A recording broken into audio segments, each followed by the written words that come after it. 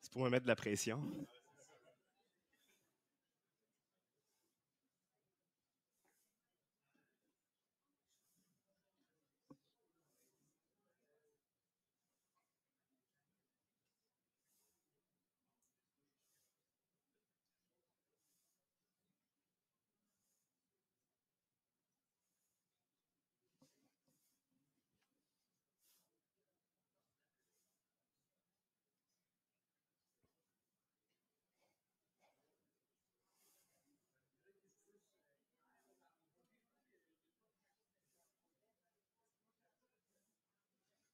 Ouais, j'ai-tu un cue? Ouais. Je pars-tu ou... Ouais, c'est bon? OK. Mais bonjour tout le monde, bienvenue aujourd'hui à cette conférence qui se nomme Recruter l'agiliste qu'il faut au-delà du CV. Donc aujourd'hui, on va faire ça un petit peu différemment, je tiens à le dire. On est habitué, on a passé la journée assis à avoir plein de chiffres, puis à devoir attendre avant de parler. Puis moi, c'est pas quelque chose que j'aime. Okay? Fait qu'à tout moment, si vous avez des questions, vous me le dites, vous m'arrêtez, on en parle. Le but, c'est que ça soit une discussion ouverte sur mais comment on peut recruter ça, un agiliste? Comment on peut avoir quelqu'un dans notre équipe, Scrum, Safe, Agile, Kanban ultimement, pour avoir quelqu'un qui va vraiment avoir un impact au sein de notre équipe, puis qui va nous permettre de s'améliorer, de s'auto-organiser et de continuer notre aventure agile. Fait que je tiens à souligner que j'ai un petit pointeur vert, puis je vais sûrement le surutiliser juste parce qu'il est vert. Donc, désolé d'avance. Au niveau du plan de match, question que vous soyez tous à l'aise de qu'est-ce qu'on va discuter aujourd'hui. Mais on va commencer sur une présentation de qui je suis, qu'est-ce que je fais dans la vie, pourquoi je suis ici aujourd'hui, l'objectif de la formation ou de la conférence, je devrais dire. Ensuite, on va démystifier un terme, on va parler de choses concrètes aujourd'hui. Pourquoi on utilise le terme Scrum Master? Pourquoi on n'utiliserait pas le terme agiliste à la place? Donc, on va discuter un petit peu de c'est quoi la différence? C'est quoi potentiellement le mindset qui pourrait venir varier dans ce contexte-là? On va parler de trucs et astuces de recrutement. Il y en a peut-être ici qui sont des recruteurs, il y en a d'autres qui travaillent dans des équipes ou qui ont des entreprises en agilité en général. Mais tu sais, comment on peut vraiment s'aider à recruter la bonne personne qui va nous aider dans un rôle comme ça, qui est pas nécessairement facile de trouver quelqu'un qui va avoir de l'impact. Suite à ça, on va parler de parcours atypique. C'est quelque chose dans le milieu qu'il y a de plus en plus des gens qui ne sont pas issus d'un chemin traditionnel, disons, qui vont se rendre dans ce type de rôle-là. Donc, je vais vous donner des exemples ensuite aussi de parcours atypiques de gens que j'ai vus, que j'ai connus, que j'ai croisés, qui, quand on reçoit un CV, mais on se dit pas nécessairement, OK, ça c'est la personne qui va vraiment avoir un impact dans notre équipe, mais qui finalement, si on creuse un petit peu, on est capable de trouver les valeurs derrière le CV. Et on va terminer avec une période de questions. Donc, oui, il va y avoir une période à la fin, là, mais je l'ai dit puis je le répète, à tout moment, s'il y a des trucs qui sont pas clairs, s'il y a des trucs que vous n'êtes pas d'accord, je veux vraiment qu'on le fasse sous forme de discussion ouverte. Donc, sentez-vous à l'aise de m'arrêter, de lever la main, de crier, si ça peut vous faire plaisir. Donc, qui je suis? Il y en a qui me connaissent, il y en a qui me connaissent pas, c'est correct. Donc, mon nom, c'est David-Olivier Blouin, de mon long nom. Mais je suis quelqu'un qui travaille en agilité maintenant, mais qui a travaillé beaucoup en recrutement puis en gestion de ressources humaines dans différents domaines. J'ai travaillé en hôtellerie avant de travailler en agilité, donc dans plusieurs hôtels de la ville. Québec est un très bon pôle pour travailler dans ce domaine-là. Et j'ai travaillé en recrutement aussi pour des boîtes de recrutement en ligne. Donc, comment on peut aller chercher des CV, comment on peut optimiser notre recherche d'emploi, de la chasse de tête, tout ça. Donc, c'est ce que je viens vous partager aujourd'hui. Puis, en termes de agilité ou informatique, parce que c'est à l'heure que c'est important, j'ai 5 ans dans le domaine informatique, puis 3 ans en tant que gestionnaire, là, même si j'aime pas ce mot-là en agilité. Donc, ça ressemble un petit peu à ça, mon parcours. Puis, c'est ce qui fait qu'aujourd'hui, on va parler de comment on peut avoir un angle différent sur le recrutement. Nos méthodes de recrutement, je pense qu'on peut se le dire, c'est pas du tout agile. On va se dire, bon, on a besoin d'un poste, on va aller se faire approuver un budget. Après ça, on va faire des affichages en ligne, on va passer des entrevues. Ultimement, on va recruter. Fait que si on parle de loop de feedback rapide, elle n'est pas là. Elle est très, très, très, très loin. On va essayer quelqu'un, on va l'amener dans une équipe, puis finalement, peut-être que ça ne sera pas nécessairement la personne qu'on espérait, ou du moins une personne qui aura un impact concret au sein de l'équipe. Donc, c'est ce qu'on va discuter ensemble aujourd'hui. Première chose, j'allais mentionner un petit peu l'entrée de jeu, mais souvent on va parler, avec le pointeur, de Scrum Master. Mais moi, un terme que je veux populariser, puis que je pense qu'il y a à être popularisé, c'est le terme d'agiliste. C'est quoi la différence? Mais ultimement, c'est potentiellement la même personne. Mais agiliste, on va parler de quelqu'un qui a un mindset agile, donc potentiellement qui ne se limitera pas à un certain encadrement ou à un certain flow, par exemple du Scrum ou du Safe ou du Lean ou du Kanban ou du peu importe. On va parler d'une personne qui veut apporter une solution à un problème. Fait que, ultimement, l'agilité a certains cadres qui sont là pour nous aider. On va parler de framework, c'est le mot que je cherchais. Par exemple, Scrum, mais avec le temps, on va se dire, ben là, dans notre contexte, peut-être que c'était pas idéal, puis là, on fait des revues, mais on va pas vraiment chercher la valeur. Fait qu'un agiliste va plutôt être quelqu'un qui va être là puis qui va vous dire, ben OK, on a une problématique, on a quelque chose qui fonctionne pas, trouvons une solution, peu importe de quel framework elle va venir. Scrum Master, souvent, quand on va voir des affichages de Scrum Master, mais on va parler, ça nous prend quelqu'un qui va maîtriser la méthodologie Scrum. Si vous avez lu le Scrum Guide, on parle de 15 pages. C'est pas quelque chose qui est très, très long à comprendre, quelque chose qui est très long à appliquer et à maîtriser, mais c'est pas nécessairement la solution à tous les problèmes. On va parler de quelqu'un qui va venir faciliter nos rencontres. Donc, que ce soit dans nos daily Scrum, que ce soit dans nos rétros, on se dit, on a besoin de quelqu'un qui va être là, qui va prendre le lead, qui va parler, parce que les autres, ils n'ont pas le temps ou ils n'ont pas l'intérêt de le faire. Et on va parler de quelqu'un qui va venir retirer les bloquants. Donc, tout ça, c'est beau, mais ultimement, est-ce que c'est cette personne-là qui va avoir un impact au sein d'une équipe? Je ne crois pas. Donc, comment on peut se permettre d'aller chercher quelqu'un qui va avoir ce rôle-là, qui va avoir un mindset agile, si on utilise les buzzwords, mais qui va vraiment, ultimement, avoir un impact au sein de notre équipe? La première étape, c'est d'avoir un besoin. Oui. Vas-y, vas-y. Okay. Mais j'ai une question pour toi parce que tu parles de Scrum Master, agiliste. Ouais. C'est où que tu mettrais le coach ou souvent coach agile? Des fois, j'ai pu voir qu'il y en a qui se disaient plus coach agile ou expert en agilité. Est-ce que ça va plus comme tu le vois en ce moment pour l'agiliste ou c'est comme une troisième patente pour toi, l'espèce de coach? Non, coach agile pourrait très bien être au niveau de l'agiliste. C'est une excellente question. Là. Est-ce que tout le monde a entendu la question? Ouais, OK. Donc, c'est une très, très bonne question. Puis ça serait vraiment plus du côté de l'agiliste. Souvent, un coach agile va travailler plus avec l'organisation aussi. Il va peut-être être un petit peu moins dans le day-to-day de l'équipe. C'est un peu des différences qu'on peut voir entre ces deux rôles-là. Mais tout à fait, on veut une personne qui tire plus vers ce rôle-là qu'une personne qui facilite seulement des rencontres, par exemple. Fait que tu vas... Tu voulais que ça soit une discussion. Fait que tu vois l'agiliste comme étant comme un coach agile junior, dans le fond. Exactement. Okay. Quelqu'un qui va vouloir se rendre vers un développement au sein de l'organisation le plus possible. Mais il pourrait commencer dès lors son entrée dans une équipe agile en tant qu'agiliste et non pas en tant que personne qui va appliquer le cadre du Scrum à la lettre puis qui va chicaner quand une fois on a sauté un daily puis on n'a pas mis à jour nos boards. Mauvaise équipe agile. T'sais, on veut vraiment quelqu'un qui va avoir beaucoup plus la mentalité d'améliorer l'équipe, de se permettre d'aller plus loin, puis de challenger ultimement l'organisation. C'est bon? Oui. Cool. Donc, c'est ça. Premièrement, c'est un besoin, c'est un problème, on a un poste à combler. Qu'est-ce qu'on veut? C'est quoi qu'on a déjà au sein de l'équipe? Puis qu'est-ce qu'on va vouloir aller chercher? Souvent, il y a certaines personnes au sein de l'équipe qui peuvent déjà avoir de l'intérêt ou qui vont se dire, ben, tu sais, moi, faciliter les rencontres, ça me dérange pas, puis j'aime ça, puis tu sais, prendre le lead là-dessus. Mais parfait, orientons notre recrutement vers une personne qui ne priorisera pas ça, qui va aller combler le besoin de l'équipe, d'avoir de la place pour s'introspecter, d'avoir de la place pour s'améliorer, puis de vouloir poursuivre son développement au sein de leur parcours agile de tous et chacun. Donc, une fois qu'on a identifié le besoin, qu'est-ce qu'on veut comme agiliste, si on garde les termes? Mais après ça, la première chose à faire, c'est de discuter avec l'équipe. C'est un peu de base, je le comprends, mais c'est tellement souvent pas fait de juste se dire, on a un Scrum Master qui est parti, ben on a besoin d'en combler un autre, on affiche un poste, puis quand quelqu'un d'autre va rentrer, il sera là, puis vous le rencontrez.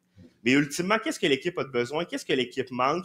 Est-ce qu'ils ont besoin d'avoir quelqu'un qui a un peu plus d'expérience dans certaines méthodes de coaching? Est-ce qu'ils ont besoin d'avoir quelqu'un qui est très, très proche des gens parce qu'on le sent qu'on est en culture de changement, puis ça va être un petit peu plus difficile, donc on va aller chercher de l'empathie. Donc, il faut vraiment voir avec l'équipe qu'est-ce qu'on a de besoin pour pouvoir ensuite le recruter, évidemment.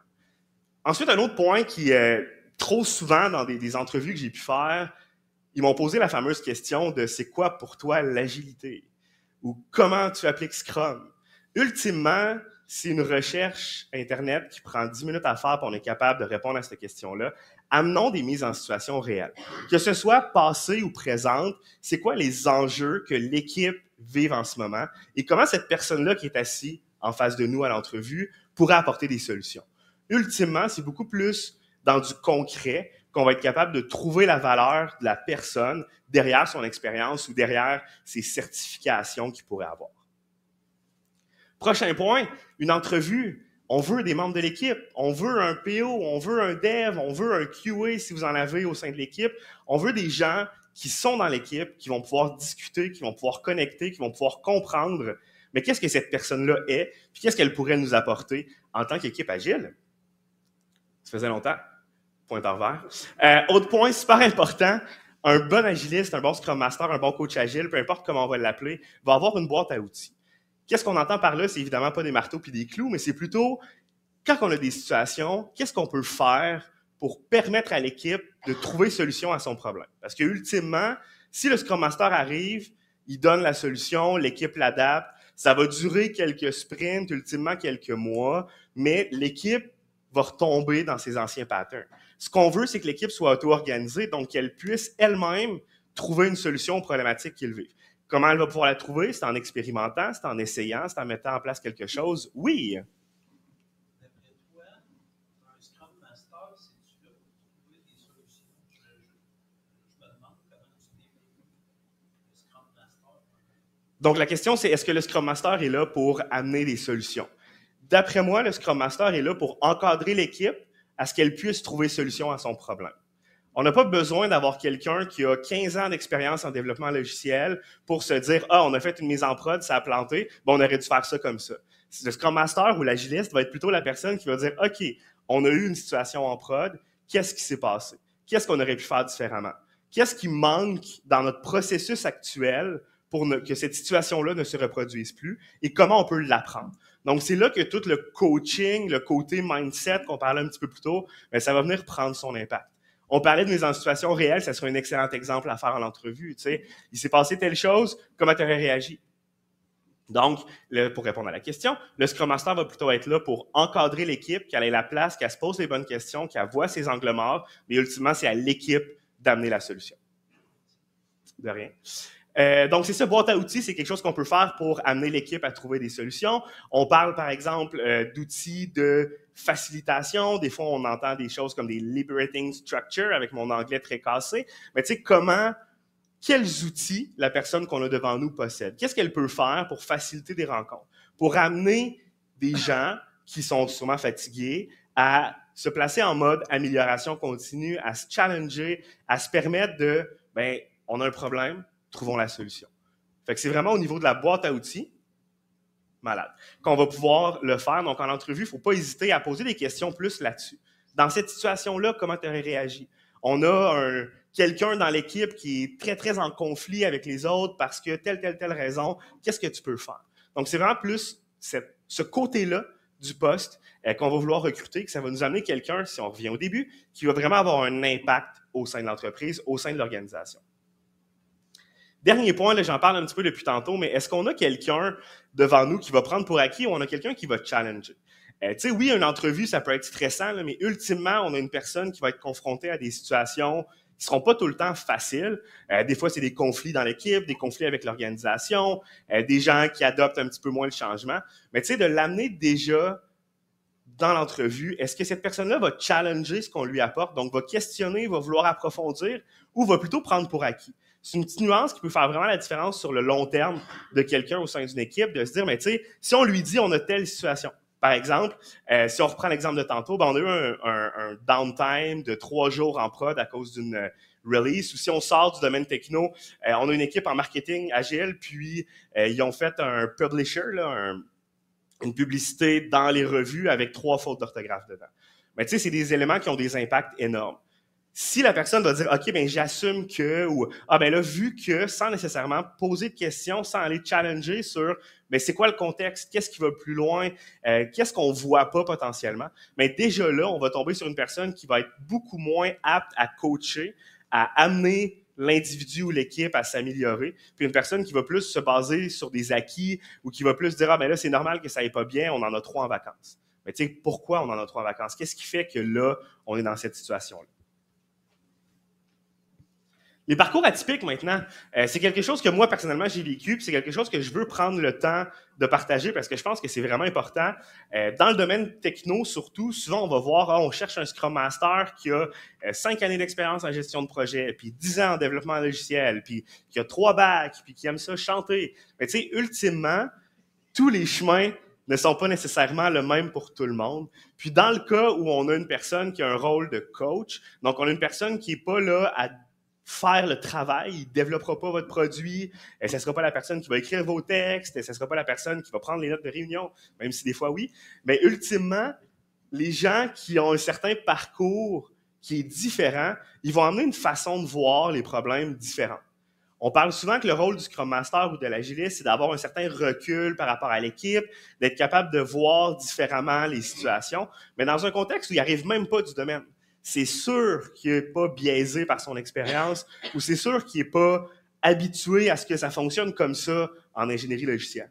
Il va se permettre de poser les questions niaiseuses de « mais si on avait fait ça de même, pourquoi qu'on n'a pas fait ça? On a-tu déjà essayé quelque chose d'autre? » Donc, de ne pas nécessairement avoir le CV qui va backer, si on permet l'expression anglaise, la personne dans ce rôle-là, mais de plutôt se dire, OK, la personne, puis j'ai des exemples tantôt, là, je ne veux pas brûler de punch, là, mais la personne a un background, je vais prendre mon exemple, en tourisme, en hôtellerie avant. Mais pourquoi ça ne serait pas un bon agiliste pour notre organisation? Pourquoi il ne pourrait pas nous aider à s'améliorer en tant qu'équipe? Je pense que ça fait le tour de ce slide-là. Ah, puis, important aussi, tu sais, un cycle de développement logiciel dans le contexte du logiciel toujours, où la façon qu'on va travailler, ultimement, ça s'apprend. Souvent, c'est déjà documenté. Fait que, tu sais, c'est pas quelque chose qu'on a de la difficulté à développer, disons, versus une personnalité, quelqu'un qui a des bonnes valeurs, qui va vouloir impacter l'équipe. Mais là, à ce moment-là, c'est quelque chose qui va être beaucoup plus dur à créer ou à développer, qui va être beaucoup plus long. Donc, si on se dit, on va chercher une personnalité, puis on va y apprendre comment on travaille, mais ultimement, ça va être beaucoup plus bénéfique. Oui. Encore une petite question. Vas-y. Mais en fait, là, c'est vraiment par rapport à des parcours atypiques. Là, j'en ai vu que ça a vraiment bien été, puis j'en ai vu que des fois, ça a un petit peu moins bien été. Puis souvent, l'élément un peu déterminant de tout ça, c'est comme le pourquoi cette personne-là, au final, veut venir là-dedans. Est-ce que tu aurais des techniques? Parce que j'ai de la misère des fois à détecter en entrevue, OK, cette personne-là, pourquoi là, finalement, elle décide, OK, bon, ben j'ai fait, mettons, 10 ans en hôtellerie, puis là, ben là, je m'en vais en TI dans une start-up à Québec, là, tu sais. Comment que souvent, des fois, il y a des réponses souvent qui sont à ça, mais comment as-tu des techniques ou des choses qui t'ont aidé à vraiment détecter, bon, est-ce que ces raisons, c'est vraiment des bonnes raisons ou c'est juste parce qu'il y a comme une attirance par rapport au fait que c'est comme un domaine intéressant? Il n'y a pas de mauvaise raison, là, mais des fois, j'ai vu des fois que les gens arrivent, finalement, ils découvrent que okay, c'est vraiment pas pour eux autres. Là. Puis les détecter plus tôt, est-ce qu'il y a des façons de faire ou c'est plus en l'essayant? Tout à fait. Bien, c'est sûr que, tu sais, on en parle beaucoup en agilité, l'expérimentation, c'est l'idéal. Là. Fait que c'est sûr que l'essayer est la bonne réponse courte. Ultimement, puis si je reviens avec la flèche rouge, puis ça marche, c'est malade. Ultimement, si on s'en vient ici, ben, c'est les mises en situation réelles qui vont te permettre de le développer ou de le voir. Il y a tout le temps le stress de l'entrevue, il y a tout le temps le fait que ben là, la personne veut décrocher ce titre-là. Il y a les fameuses questions Google d'entrevue que tu es capable d'aller voir un peu, OK, vers où ça s'en va. Mais si tu amènes une situation réelle que l'équipe dans laquelle il va travailler a vécu ou même est en train de vivre, puis que tu es capable de voir un peu, est-ce qu'il veut vraiment le régler ou il veut juste répondre à ma question?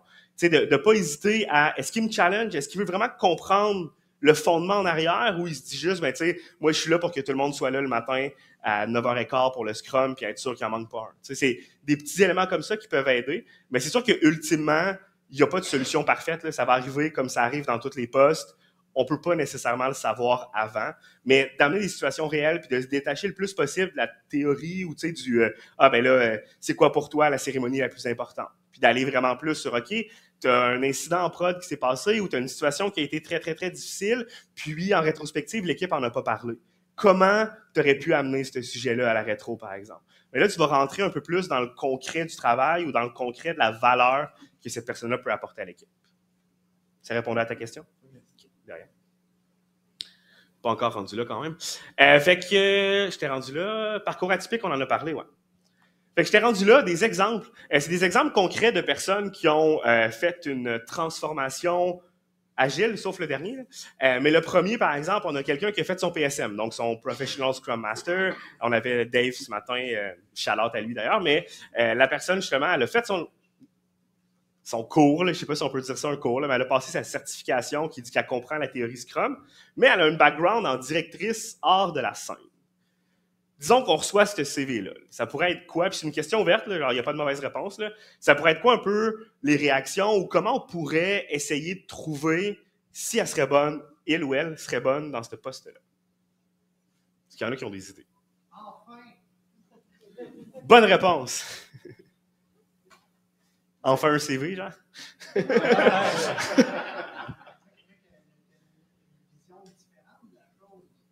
à fait.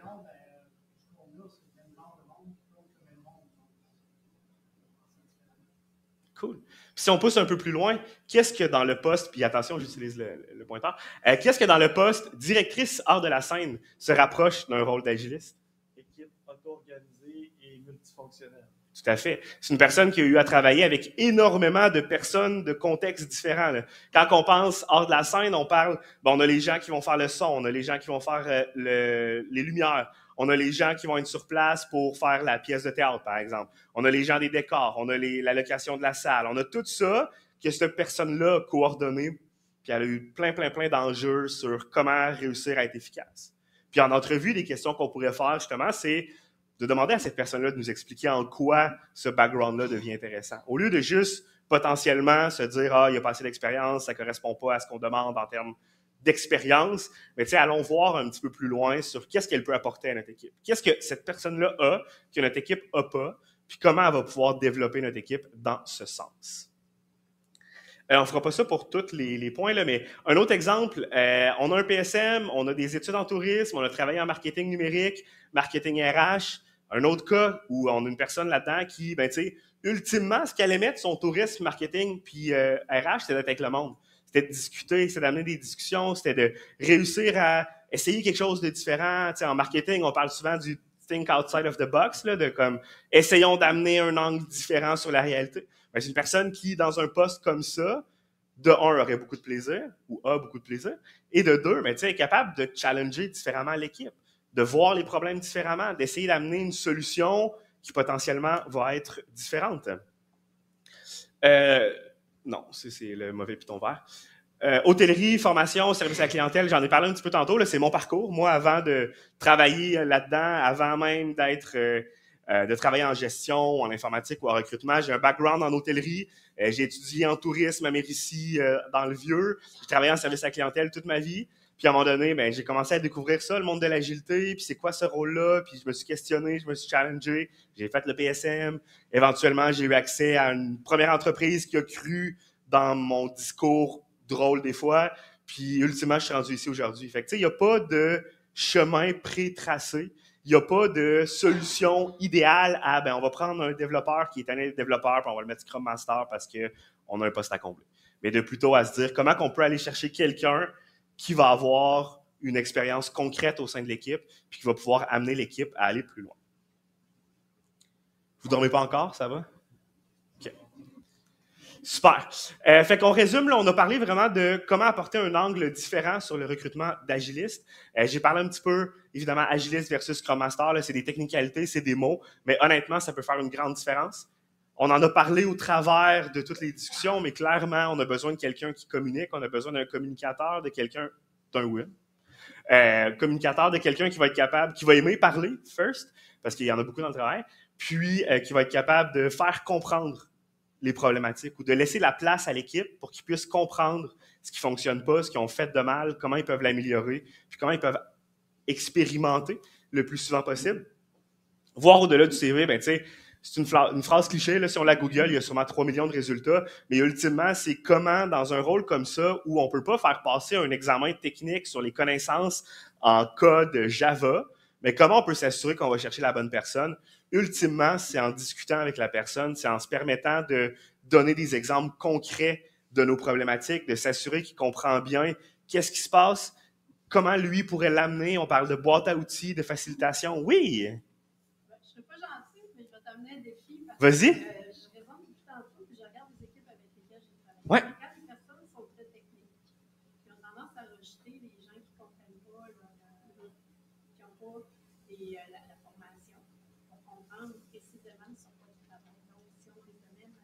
sur leurs problèmes, puis qu'ils ont le sentiment qu'ils peuvent jouer un peu avec cette personne-là. Moi, j'aurais peur un peu de manque de transparence dans l'équipe. Tout à fait. J'aurais peur aussi que la personne se fasse rejeter par les membres de ses équipes par rapport à ce qu'elle a peut-être des compétences techniques pour pouvoir les guider adéquatement. C'est un petit peu de façon hautaine, c'est-à-dire la personne n'est pas de notre milieu, donc elle ne peut pas comprendre ce qu'on fait. Je voudrais savoir comment tu vas gérer ces défis-là. Tout à fait. Puis, c'est une excellente question à poser en entrevue. D'ailleurs, là, on parle de comment recruter. C'est un exemple concret que beaucoup d'entreprises vont vivre. Excusez. Je vais boire un peu d'eau pour gagner du temps à réfléchir, puis après ça, je te réponds.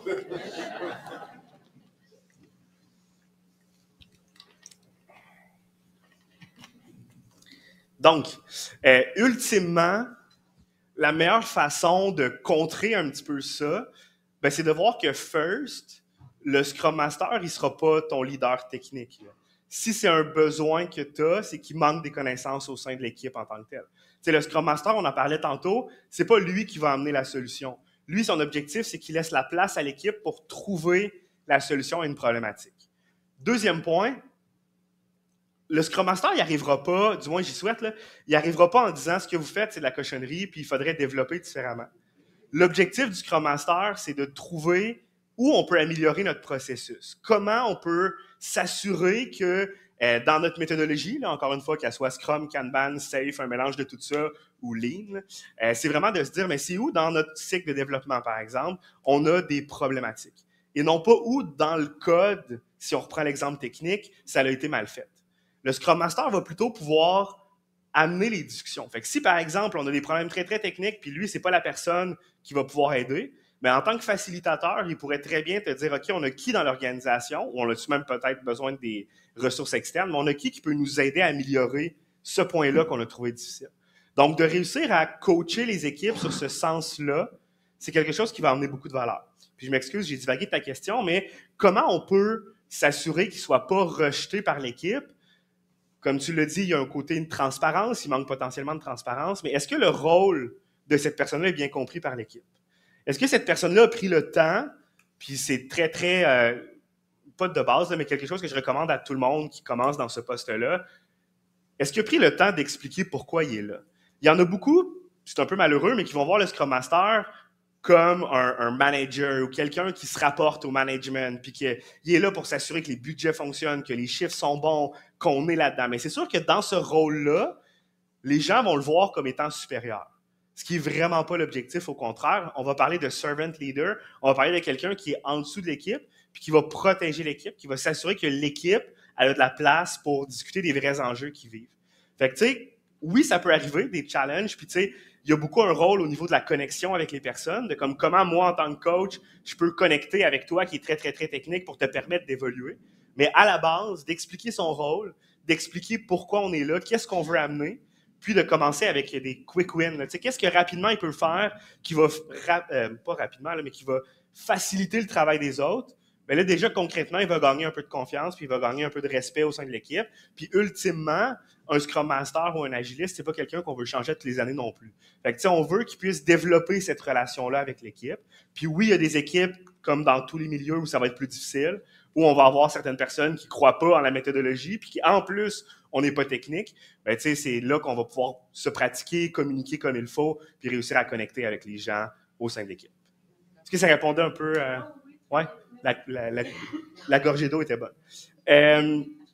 Avoir les membres de l'équipe à l'entrevue, c'est quelque chose qui est super important puis qui n'est pas assez fait. Tu sais, c'est pas nécessairement long une entrevue, puis pas nécessairement à toutes les 17 entrevues que vous êtes obligé de faire, mais le plus tôt possible, ayez des membres de l'équipe assis avec cette personne-là, puis regardez juste la chimie des discussions. Est-ce qu'il est capable, il ou elle, ou elle, capable d'amener les bonnes personnes aux bonnes places? Est-ce qu'il ouvre la discussion ou au contraire, il va plutôt la fermer? Est-ce qu'il amène des questions ouvertes? Est-ce qu'il challenge un peu, même sans connaissance, là, est-ce qu'il challenge un peu le « pourquoi on fait ça comme ça? On a-tu déjà essayé de le faire différemment? C'est quoi le contexte de l'équipe? C'est quoi le contexte de l'entreprise? » C'est comme ça qu'on va être capable rapidement de... Ah, faut que je retourne au début. Recruter l'agiliste qu'il faut au-delà d'un CV. C'était malade comme fin. Hein? Non, on fait des blagues, là. C'est hot, hein, pareil? On est en 2022, pointeur vert, malade. Euh, L'objectif de la réunion, conférence, de l'atelier, peu importe comment vous le dites, c'était juste d'amener un petit peu un regard différent sur le recrutement d'agilistes, de Scrum Master. J'espère que vous en avez retiré quelque chose, ne serait-ce que des questions à vous poser. C'est la première étape sur s'améliorer. Introspectons-nous en tant que personne qui recrute. Si vous voulez continuer la discussion, parce que tout le monde fait ça, vous pouvez me rejoindre sur LinkedIn. Je suis vraiment très, très actif, puis j'aime ça discuter de ce genre d'enjeux-là. Fait que ça me fait plaisir de répondre à vos questions, vos challenges, ou partagez-moi ce que vous avez vécu. Tu sais, on parlait tantôt de certaines personnes qui me disaient « Ah ben, j'ai recruté des personnes atypiques, finalement c'était de la boîte. » Ben tu sais, OK, qu'est-ce qui a mené à ça? Qu'est-ce qui s'est passé? On peut échanger là-dessus. Ça va me faire plaisir. Puis si t'es game, j'ai même laissé mon numéro de cell, tu peux me texter. Oui? Les profils atypiques, moi je sais que j'aime bien les recruter honnêtement, mais ce qui est difficile en tant qu'entreprise de service conseil, c'est que nos clients nous demandent des exigences, des requis. Et les profils atypiques, pour les placer, c'est extrêmement compliqué. Et je sais que quand on arrive à le faire, le client il est satisfait. C'est juste que les critères rendent ça relativement difficile. Donc on cherche tous la même chose sur le marché, 5 ans d'expérience, 10 ans TI, puis ainsi de suite. Et ça, j'ai pas vraiment de questions, c'est plus un partage de la difficulté de placer ce genre de personnalité que tu viens de dire. Et je te rejoins dans la présentation, mais c'est difficile. Tout à fait. Tout à fait. C'est un challenge en soi. Puis, tu sais, de plus en plus, les entreprises sont ouvertes, potentiellement par la pénurie, là, où c'est comme, ah, ben là, on a vraiment personne, tant qu'à avoir vraiment personne, essayons. Mais tu sais, moi, dans les discussions que j'ai eues avec des entreprises comme ça en service conseil, l'idéal, c'est d'amener des cas concrets où ça s'est bien passé. Tu sais, de coacher un peu notre client là, dans ce contexte-là à, oui, je comprends que tu demandes ça, first, ça n'existe pas, surtout pas au taux que tu veux. Puis ensuite, ben, concrètement, j'ai eu telle personne qui avait tech background que j'ai placé. Tu sais, de réussir à amener cette personne-là juste à l'entrevue, sans promesse, puis de le laisser shiner, là, si on peut donner l'expérience, ou de permettre aux clients, encore une fois, de vraiment voir la différence entre un profil qui va être un petit peu plus standard puis quelqu'un qui va arriver complètement d'un autre univers. Et ça peut être des petits trucs qui peuvent aider là, dans ce contexte-là.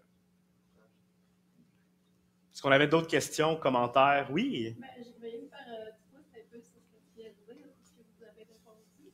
Ce que je me perçois, c'est que les organismes gouvernementaux, les parents gouvernementaux, ils vont peut-être pas assez rapidement au point de vue de l'adaptation que peuvent faire finalement les nouvelles méthodes.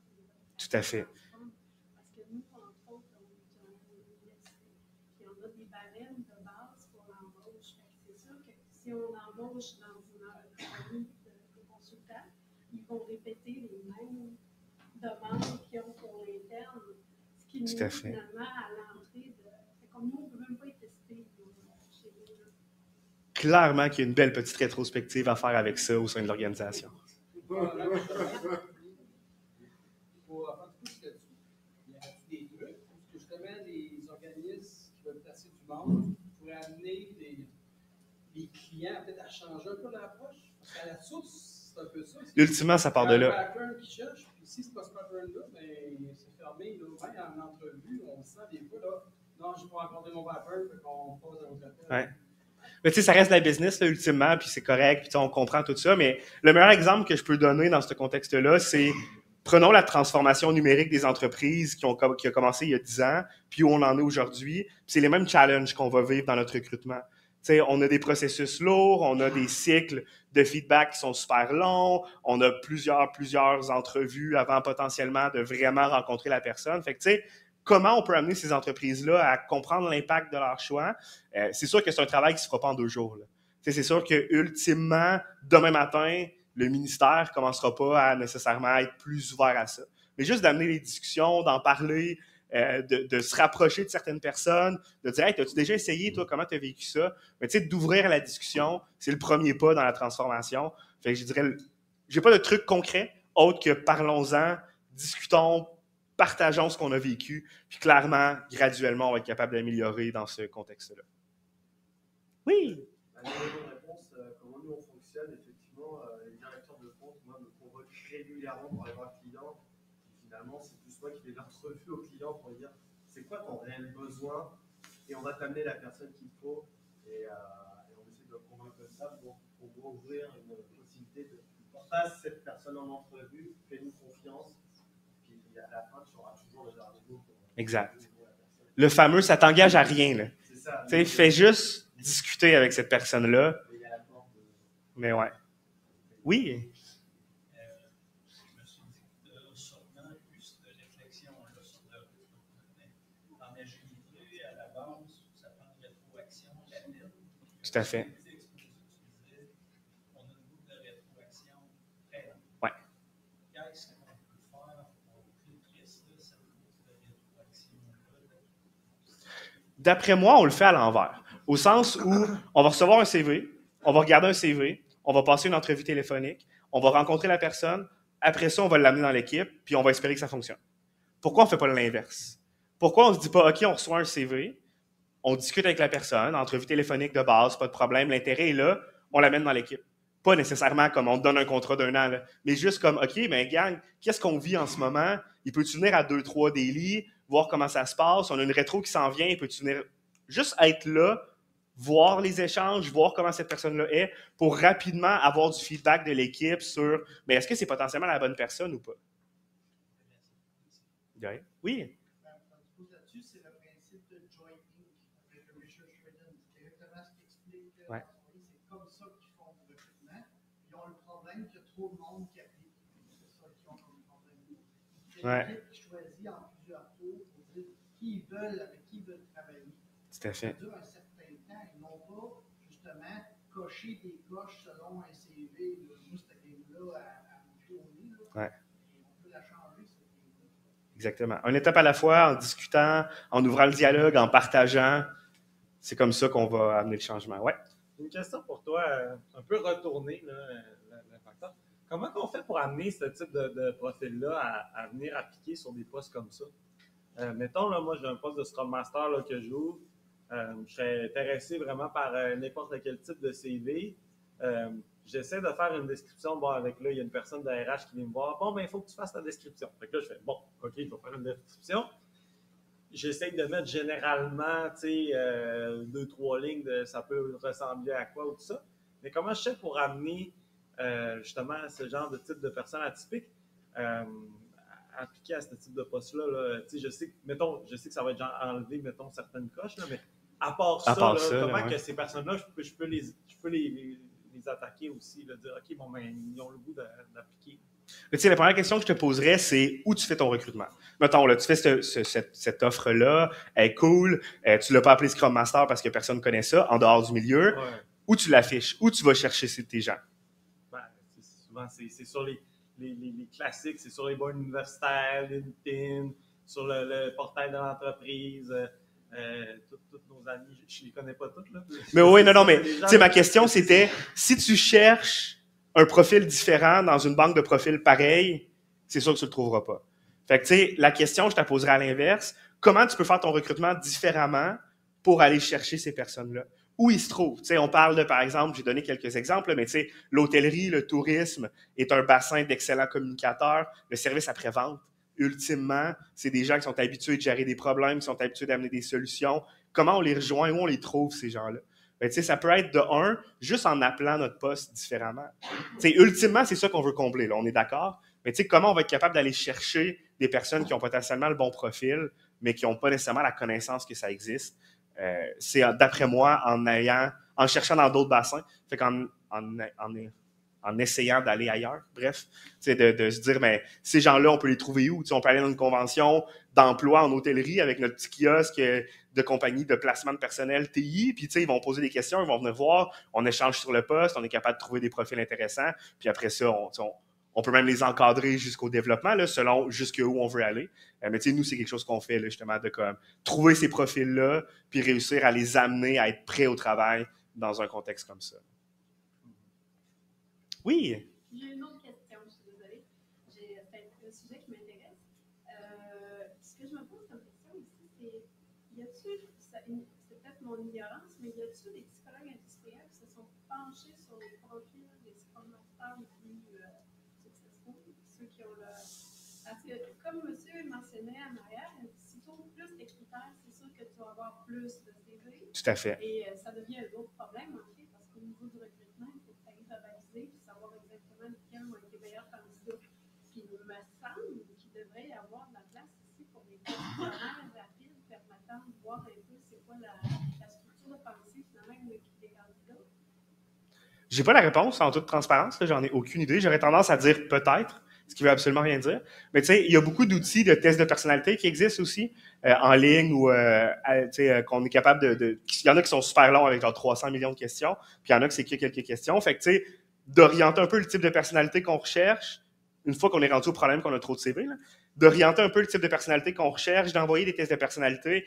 Déjà là, on va être capable de réduire un peu notre créneau. Après ça, de les mettre dans l'équipe le plus rapidement possible, puis de voir comment ils discutent, comment ils s'en sortent, c'est quoi le contexte, c'est quoi la réalité, puis de pouvoir les faire grandir eux autres aussi au final. Il reste 5 minutes. Il y en a-tu qui ont une autre question crunchy ou pas? Là?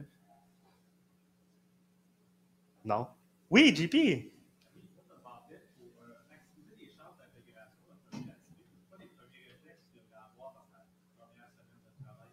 Excellente question. J'ai pas du tout payé pour qu'ils m'en disent. Non, c'est des blagues. La question de JP, je travaille avec, c'est pour ça. Je me permets de le blaguer un peu plus. La question de JP, c'est comme comment on a une personne atypique comme ça qui arrive dans un profil, on l'a trouvé, on l'a encadré, on a confiance en elle. Comment on peut faciliter son intégration? J'en parlais un petit peu tantôt, mais tu sais, de base, de lui permettre d'expliquer à l'équipe c'est quoi son rôle, c'est la première étape. Que l'équipe comprenne ultimement qui est là pour les aider, qui n'est pas là pour les manager ou pour leur dire qu'ils font bien ça ou pas bien ça, mais qui est là pour leur permettre de grandir dans l'agilité, d'avoir de la place pour s'introspecter, pour amener des solutions. C'est vraiment l'idéal. Il n'y a pas de secret, il faut connecter, c'est des humains, une équipe agile. Mais comment il peut facilement s'intégrer?